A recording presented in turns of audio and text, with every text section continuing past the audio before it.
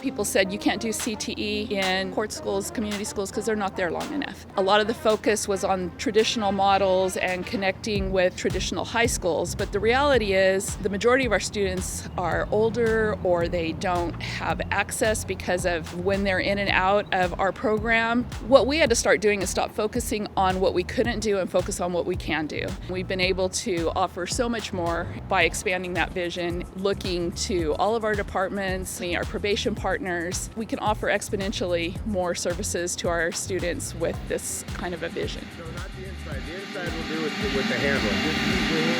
Yeah, there you go. Exactly. The items will be made, like the cutting boards and the coaster sets and things like that, be able to sell them online. And we're trying to teach the kids all the aspects of business. So how much does it cost to buy your material?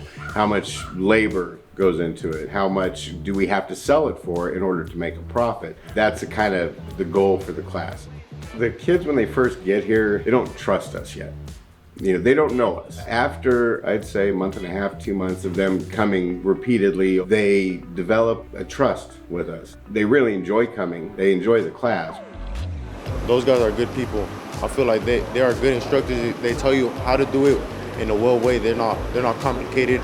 If you don't understand something, they'll repeat it to you. It's very fun for me. I like coming. There's never a day where I'm like, oh, I don't want to come, because I enjoy what I do here. I enjoy the people I work with. I enjoy everything about being here. What I'm looking forward to is learning new skills from here and being a construction worker. So I feel like this will help me a lot with measurements and all types of stuff.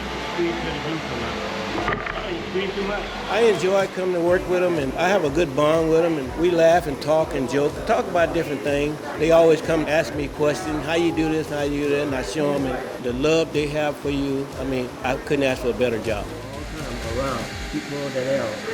Now, of course, we have planers and saws and routers, the normal stuff that you would have in a wood shop class, but we also have a laser engraving machine. It's usually being run by one of our students. He's been trained, and he's the one that operates that machine. It makes me feel trustworthy. I like it. Like, it takes a lot to someone to have responsibility for it, And they trust me with that, so I feel good. Well, I help out with the woodwork when they need woodwork, but when they want me to do like a design or something, I'll go back there. Anytime they want me to over there, I'll do it.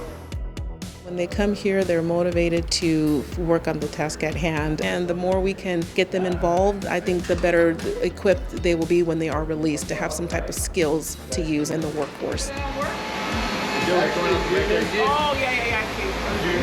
They do come to us sometimes for help. So we as staff have to, make sure we're focusing and paying attention to not just supervision, but I like to make sure that if they have a question, I can be able to answer that question for them.